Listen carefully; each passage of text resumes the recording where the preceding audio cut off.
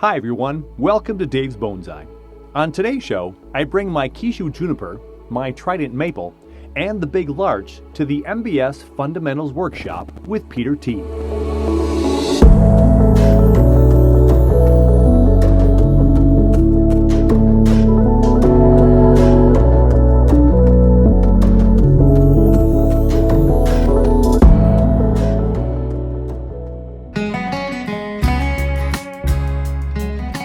2 to 3 times a year, I have the privilege to work with one of the greatest bonsai professionals in the country, Peter T. Make sure you check out his website at pt1.com. Peter is a soft-spoken bonsai professional who is not afraid to make aggressive cuts to help your tree get to the next level. More on that later. After a morning of great lecture material, it was time for those working at the workshop to dig into their trees. Unfortunately, the 2 trees we began with this fundamentals workshop with did not need work at this time. My Kishu juniper here needs a year to be fed a lot and push out growth. There are several spots on the tree that have some back budding, which is good, but now we need that to push out. I'm also hoping for more back budding this season, as we have a lot of areas for that light to get in and produce those back buds. So we'll start feeding it very soon and let it run. The trident maple was repotted just a year ago. I've got a great photo here of just how hard we cut this back and how much you can prune the roots of a trident. With Peter's guidance last year, the confidence that he had that the tree would come back, we got it down to this. It was pretty scary for many of us to watch. The tree was a little slow to leaf out that spring compared to the rest of the fundamental group's trees, but it did do well last summer in the end. We wired it up in the fall after a few minor prunes, and I will also just let this one run out.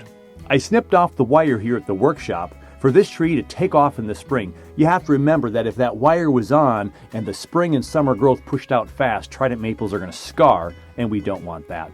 Total work time on this tree, or both of them really, about 5 minutes. So what was I going to do? The big larch.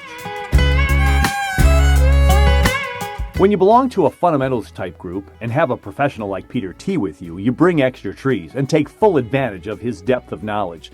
So I brought in the big blue spruce and the big larch. So here we go. The first step, of course, was to get the big tree out of the pot from the nursery. After the morning lecture session, I was very much hoping that I did not have a frozen root ball. I didn't want to make one of Peter's comments in another workshop where he had to work with a person and a frozen root ball. He's seen others have trees brought in that were frozen. Not recommended to chip away at those roots. This nursery find was $20, and I was very curious how the root system was going to look. So I dug into it and took my time to preserve as much of the roots as possible, never knowing how it was going to be from top to bottom. Now I know Ryan Neal does not like using root hooks, but with the amount of soil this tree had and lack of really thick roots, I was able to carefully tease more soil a bit quicker than using my little root rake for this big of a tree. Your hands get quite tired when working on this large of a tree with that little size root rake. I had one MBS member ask if I wanted a bigger one, and I said, nah, I really want to work on doing what I preach, and that's to slow down, take my time, and just get these roots out and untangled as best as possible.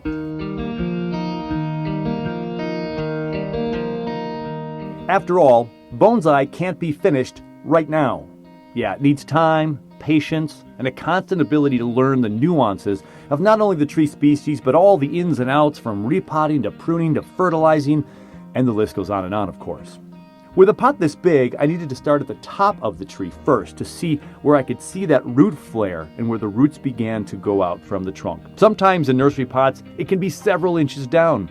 This one was not too far of a dig, but I still wanted to see how many roots were on the top third of the soil mound. Once I got a decent sense of those roots, I was able to start digging from the bottom to bring the thickness way down. Some people, including yours truly, have used saws to just cut these roots in half at the beginning instead of teasing away the soil. Yeah, do it once, shame on me. Do it twice, really shame on me. Yeah, remember, if the root flare doesn't start until several inches down and you cut half of the roots off from the beginning, you might just cut off 75 to 80% of those roots. When I made this mistake, I cut off about 90% of the roots. They were down real low but grew up, so they looked like they were up high, but they really were not. Because the roots will hit the sides of the pots and curl up and around and travel around, and you can be very easily deceived. With conifers, especially the pines, we don't ever want to bare root a tree in the initial repots. so I needed to leave some of the inner soil intact. Now the larch is a deciduous conifer and they take up a lot of water, more like some deciduous trees. So this repot, I could be a little more aggressive with the root pruning and original soil removal. Peter had stopped by at this point and made sure that I went a little easy on the inner soil part of what was left.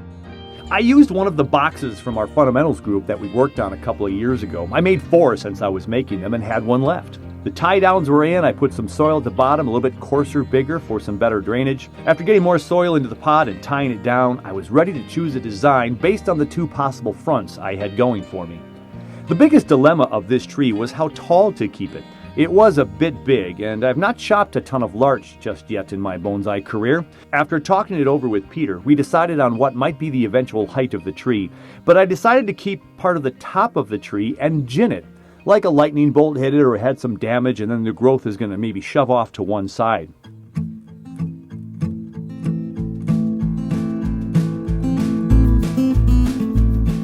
I scored the bottom of the gin area with a razor blade, then proceeded to work on all the branches. Taking a pliers, you squeeze the branches in one direction, then the other directions, and then twist the bark right off.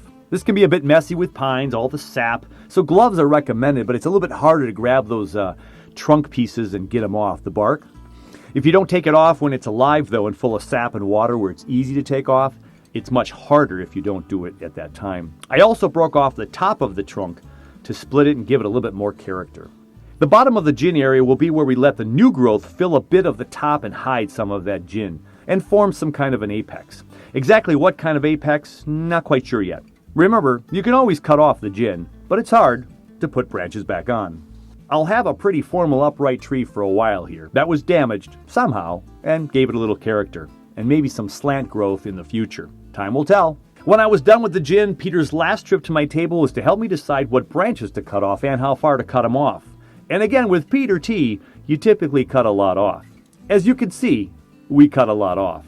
Peter is known for making deep cuts to get the end results you want. We typically want taper, right? Thick to thin to thinner to thinnest, and he's not afraid to cut them back hard. And with the tree like the larch, with a lot of backbiting and a lot of growth on the larch, you won't be able to see these cuts and know what happened for very long. We left the bottom 3 branches to push out and thicken up, and I wired them to put them down more alpine style, and the rest were pretty much cut to stubs. And we'll get some taper throughout the next couple of years for sure. Before and after pictures show quite a difference. Working with Peter has been such a great experience. He's such a patient teacher and has a great blend of teaching the techniques and all about the nuances of bonsai, but making sure that you're doing most of the work when you're ready. He'll get in there and dig in for you, but he really is happy to let you do it with his guidance. Again, check out pt1bonsai.com for some great insights and great teachings and great trees. Maybe one day you can buy one of those Peter T trees. It'll be a stretch for me at this point, maybe a few years down the road. Day 1 of the workshop was a great success. We got some great insights into bonsai from our leader, Peter, and I was able to finish the big larch. In part 2, I'll tackle the blue spruce. I'm an observer on day 2, so we'll have a little less support from Peter directly, but he's just a few feet away with a question if I need it. Time to get this newly repotted larch into one of my cold frames and give it some tender, loving aftercare, especially since our highs in Minnesota for the past couple of days have not left the 30s. Spring is here, but the warmth has left for a while. Until part 2, take care of you, take care of your bonsai, and we'll see you again very soon.